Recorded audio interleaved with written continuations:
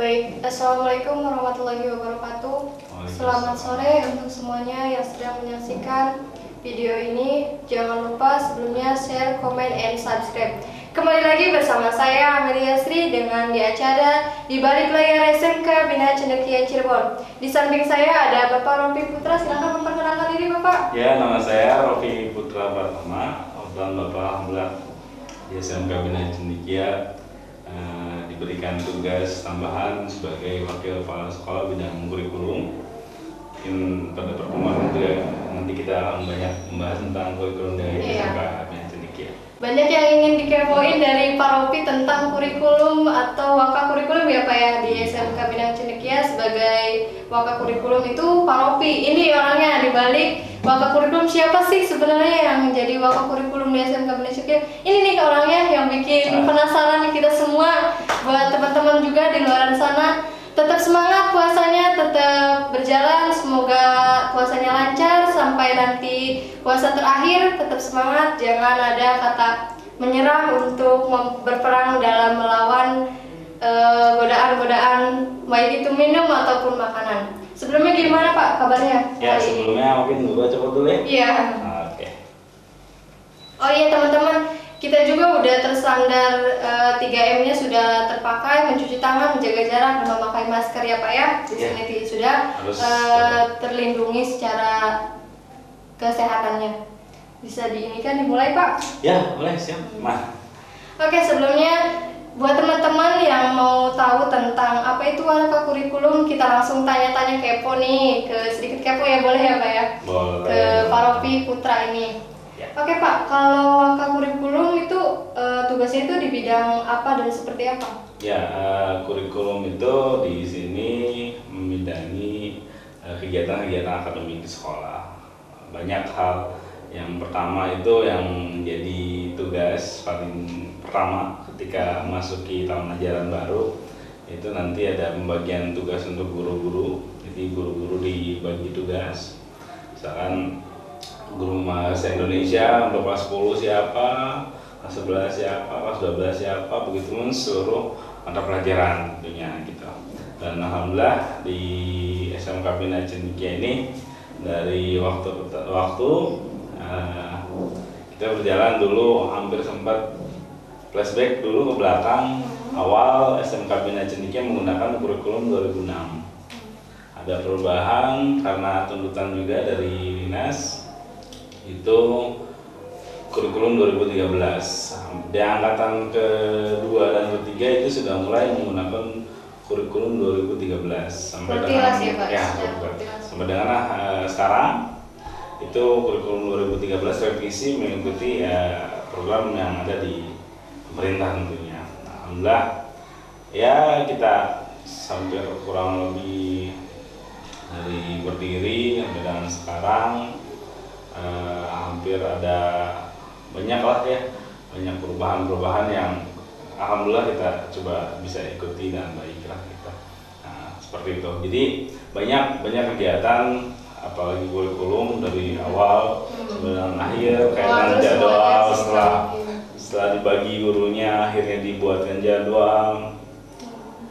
Dan itu juga tidak mudah tentunya karena alhamdulillah pasti ada sedikit kesulitan. Iya, karena dari awal angkatan pertama itu hanya 3 kelas sampai dengan sekarang alhamdulillah total 31 kelas, dan itu juga mungkin jadi tugas kurikulum dan tentunya dengan dibantu oleh ketua kompetensi keahlian untuk membantu jalannya kegiatan kurikulum gitu. Kurikulum itu sifatnya pedoman. Jadi sekolah itu punya pedoman, sekolah itu punya acuan, sekolah punya tujuan, kaitannya dalam mata pelajaran, kaitannya dalam materi. Nah itu kurikulum. Ya, jadi kurikulum itu pedoman sekolah itu. Jadi sekolah seperti apa sih proses pembelajarannya di kelas selama 1 tahun, selama 1 semester, itu adanya di kurikulum. Seperti itu. Ada per 3 bulan itu nanti ada PTS, per 1 semester sekali itu ada PAS, masuk lagi di bulan Januari itu biasanya udah mulai untuk kelas 12 biasanya ujian sekolah, uji kom, ada juga ujian praktek dan lain-lain gitu. Itu kaitan dengan kurikulum, seperti itu kurikulum. Itu kira-kira ketika Bapak terpilih menjadi seorang wakakurikulum itu perasaan Bapak itu seperti apa? Apakah merasa seperti apa gitu perasaan Bapak? Ya, alhamdulillah dipercaya, diberikan amanah oleh Pak Sekolah, oleh Bapak Kepala Sekolah untuk memegang jabatan kurikulum. Tentunya itu merupakan sebuah kepercayaan dan Bapak juga banyak belajar dari situ. Tentunya Apa yang baru ya, apa yang banyak sharing juga dengan guru yang lain, banyak sharing dengan kurikulum sekolah yang lain gitu. Awalnya kaget juga gitu, seperti apa sih ini kerjanya gitu, seperti apa program kerjanya, apa yang harus dilakukan gitu kan. Awal memang sempat juga iya, sempat awal-awal kan seperti itu. Akhirnya memang yang penting Bapak mau belajar lah gitu, mau belajar apapun yang nggak bisa ya coba dipelajari gitu, sharing dengan yang lain, banyak baca juga, banyak buka internet, ya itulah seperti itu. Selain Bapak menjadi seorang wakakurikulum, Bapak jadi apa Pak di sini? Ya, kebetulan Bapak basicnya itu guru RPL. Alhamdulillah dari awal megang, memang sebelum menjabat juga sebagai wakakurikulum, Bapak menjabat juga sebagai ketua kompetensi keahlian RPL, wali kelas RPL juga. Dan alhamdulillah sampai sekarang pada tinggi ini juga Bapak masih megang di mata pelajaran RPL gitu. Khususnya produktif RPL dan simulasi komunikasi digital. Memang kalau simulasi dan komunikasi digital kita hanya RPL. Semua jurusan itu ada. Kebetulan Bapak juga pernah megang di KPM, ada di TBO, sekarang TBO kelas 10 simulasi dan komunikasi digital oleh Bapak gitu. Ya memang mata pelajaran itu jadi khas SMK gitu. Kaitan dengan semua jurusan pasti belajar itu, di dalamnya ada pengetahuan atau ilmu-ilmu tentang komputer gitu. Jadi jauh bedanya ya tidak hanya RPL yang belajar komputer gitu. Karena kejuruan lain juga tidak terlepas dari yang namanya komputer ya. Apalagi zaman sekarang semuanya menggunakan media. Gitu. Jadi belajar daring, belajar menggunakannya seperti ini, kita proses belajar editing video juga. Hanya memang akhirnya terbatas karena jumlah jamnya RPL dengan kelas-kelas yang lain atau jurusan yang lain berbeda gitu. Mungkin tidak terlalu banyak gitu, tidak terlalu efektif gitu. Tapi coba berusaha semaksimal. Seperti itu.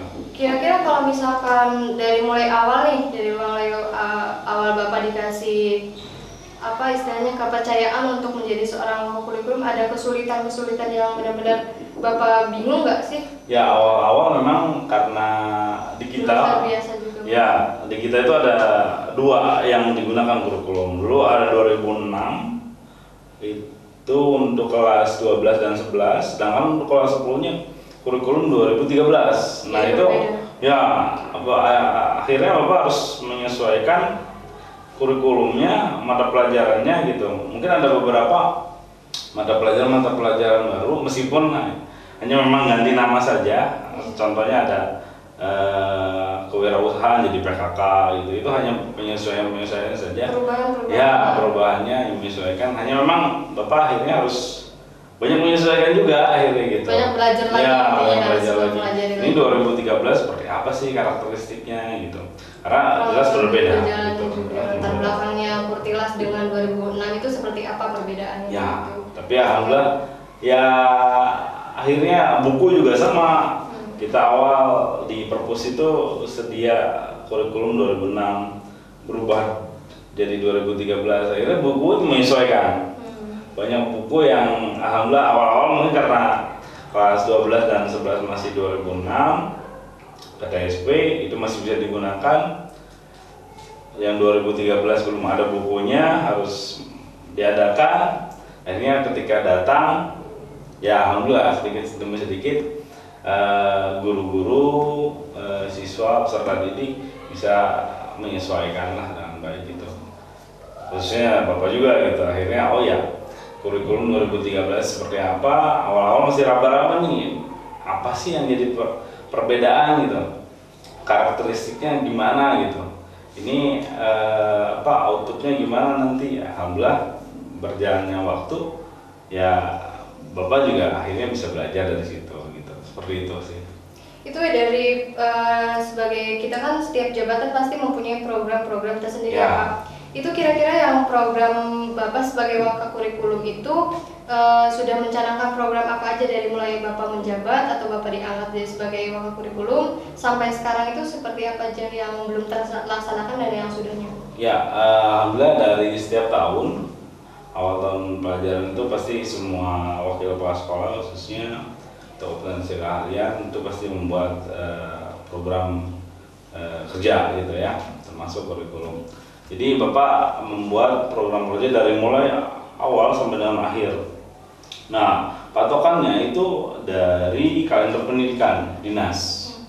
Karena kaitan dengan kegiatan akademik gitu. Jadi programnya ya Bapak pasti dari mulai awal sampai dengan Hitungin akhir tanggal gitu. ya, Terus minggu efektif memperhatikan berapa, tanggal. ya jumlah tidak efektifnya berapa gitu, supaya itu akan diberikan kepada guru dan guru akan menyusun program pembelajaran gitu. Jangan sampai nanti waktunya libur malah misalkan mendekati pas gitu, Tapi materi belum materi belum tersampaikan dengan baik atau belum tuntas gitu.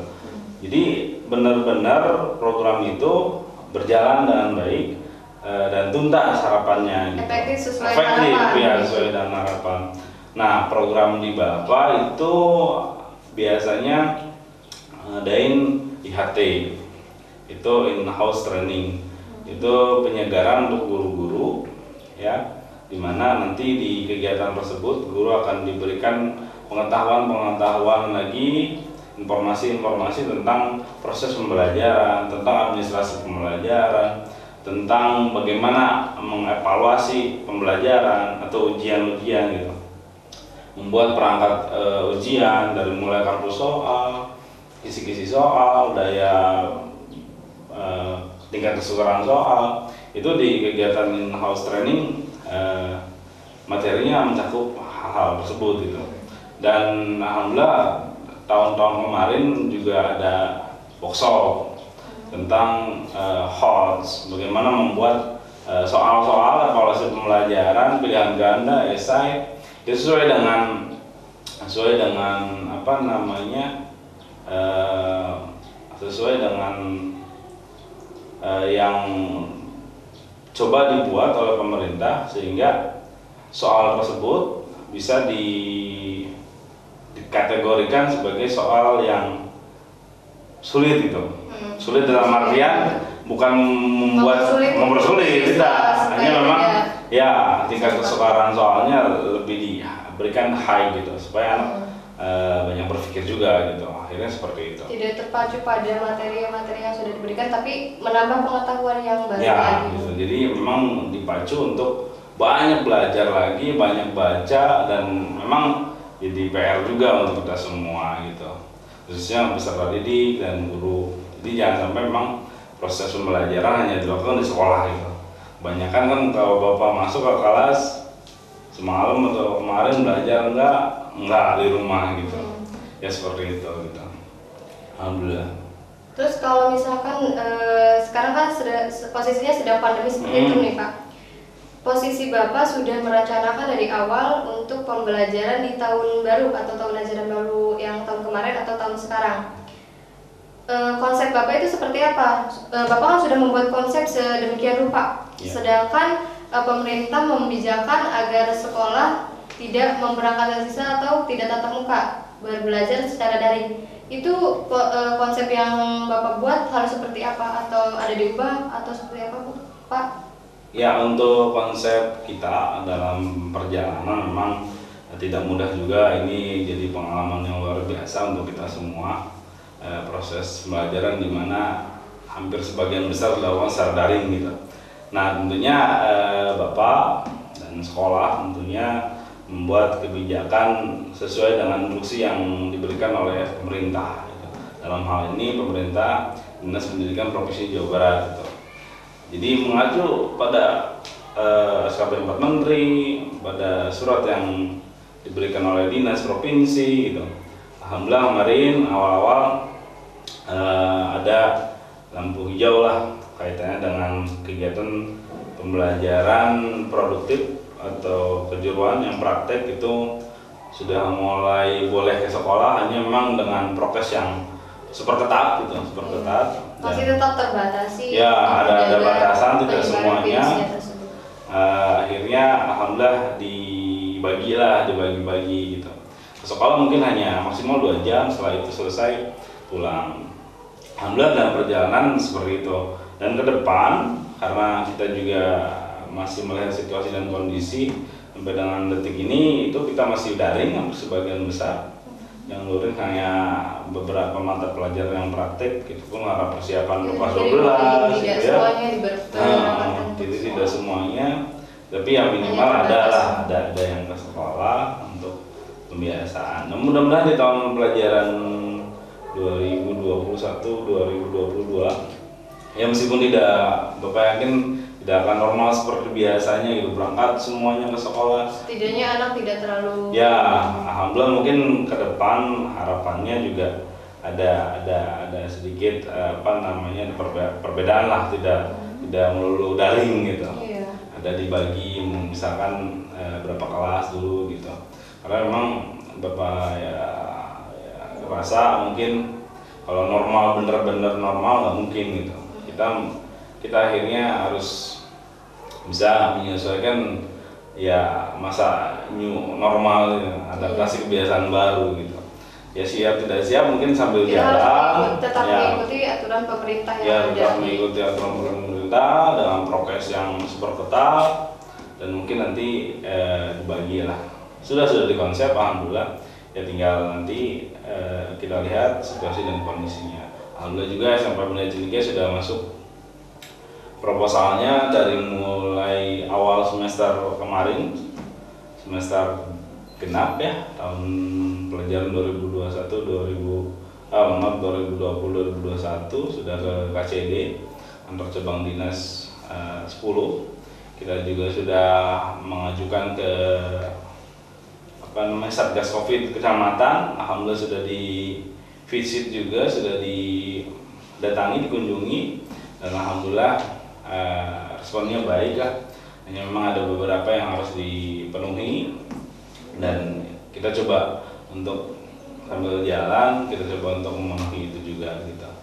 Dan mudah-mudahan di tahun pelajaran baru kita start, mudah-mudahan tidak melulu daring. Iya. Ya, banyaknya kan juga daring. tidak banyak jenuh di rumah gitu. Ya, banyak kan jenuh gitu. Meskipun diberi tugas kan anak-anak tetap merasa jenuh, tetap Ya, merasa kadang gitu, kurang ya. maksimal dalam Kurang belajar maksimal. mengajarnya begitu. Tapi ya mau gimana lagi gitu ya, akhirnya ya sudahlah, ya tinggal niat kita belajar dan berharap juga ke teman-teman meskipun daring di rumah ya tetap harus rajin, harus tetap semangat belajarnya gitu. Kalau memang ada hal-hal yang tidak dipahami coba didiskusikan dengan teman terdekat gitu.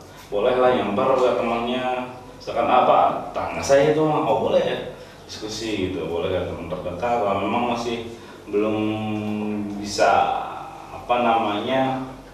menjawab pertanyaan itu, akhirnya boleh nanti ke sekolah gitu dengan gurunya sharing seperti itu. Sekarang kan kondisinya lagi seperti ini. Nah, sementara kan posisi anak-anak kan perlu belajar dan perlu juga untuk mengadakan ujian-ujian tertentu pastinya. Itu gimana tanggapan sekolah dan apa rencana sekolah untuk melakukan ujiannya, Pak? Ya untuk sementara kalau di ujian mungkin masih berbasis Android. Nah, karena kita masih PJJ ya, pembelajaran jarak jauh, kemungkinan besar kegiatan evaluasi pembelajarannya masih berbasis Android. Nah seperti itu, belum ada surat dari dinas juga, belum ada informasi. Ya mungkin kita sambil menunggu tahun ajaran baru kayaknya deh baru bisa benar-benar gitu. Ya semoga bisa ya Pak ya untuk Ya, belajar gitu. atau orang seperti biasanya meskipun tidak sepenuhnya normal tapi setidaknya masih anak-anak bisa berangkat. Ya, ada kegiatan minimal ya seminggu 3 sampai 4 kali lah ke sekolah, meskipun porsinya mungkin durasi waktunya selama di sekolah nggak seperti dulu dari pagi sampai siang sore Paling gitu kan. terbatas meski Terbatas, gitu. yang penting anak masih bisa tetap berjalan untuk proses belajar ya Pak Ya, seperti itu. Pembelajaran seperti biasanya. Tanggapan sekolah atau tanggapan dari Bapak sendiri mengenai pembelajaran ataupun mengerjakan ulangan yang dilakukan secara daring, pasti kan ada hambatan-hambatan tentang itu, entah itu kuota ataupun jaringan atau bahkan anak-anak yang tidak mempunyai smartphone gitu, itu seperti apa Pak? Ya, untuk kita solusinya kalau memang benar-benar dirasa nggak punya smartphone atau perangkatnya tidak dimiliki oleh peserta didik, itu sekolah memang menyediakan fasilitas, ada lab. Betul, Bapak udah koordinasi dengan Ketua Koordinasi dan RPL untuk memfasilitasi teman-teman yang nggak punya perangkat. Itu ada beberapa teman-teman yang hadir ke sekolah setiap harinya untuk belajarnya di lab gitu. Seperti itu sih. Kan di kemarin juga ada program kuota gratis ya, itu juga bisa dimanfaatkan dari pemerintah. Alhamdulillah memberikan keringanan ya, untuk para siswa agar bisa tetap belajar ya Pak, meskipun dalam kondisi seperti ini dan pembelajaran dilakukan secara daring begitu. Ya. Oke, baik teman-teman semuanya yang berminat untuk masuk ke SMK Bina Cendekia Cirebon, di sini kita ketika melakukan pembelajaran secara daring, meskipun tidak mempunyai perangkat untuk belajarnya seperti halnya handphone atau terhalang karena kuota dan juga jaringannya, bisa di SMK ini sudah tersedia ya. Ya, ada beberapa titik-titik menjamin untuk kita tetap berjalan untuk meraih cita-cita yang kita ini. Tujuan SMK ini pasti kan programnya ingin kerja ya Pak, setelah lulus ingin kerja. Dan ketika kita mempunyai hambatan, jangan terus untuk memendamnya, tapi bilang yang sebenarnya kepada pihak sekolah agar diberi keringanan ataupun diberi masukan supaya kita tetap belajarnya tetap berjalan dan kita juga nggak terasa terbebani atau merasa ingin putus sekolah seperti itu. Baik, seputar yang tadi sudah dipaparkan oleh Pak Ropi, sekian, kurang lebihnya dari saya mohon maaf. Saya pamit undur diri. Jangan lupa like, comment, and subscribe video ini dan nantikan lonceng notifikasi untuk diaktifkan atau jangan dinonaktifkan tapi diaktifkan atau di-on-aktifkan ya. Untuk video-video berikutnya saya pamit undur diri. Saya akhiri. Wassalamualaikum warahmatullahi wabarakatuh. Waalaikumsalam warahmatullahi wabarakatuh.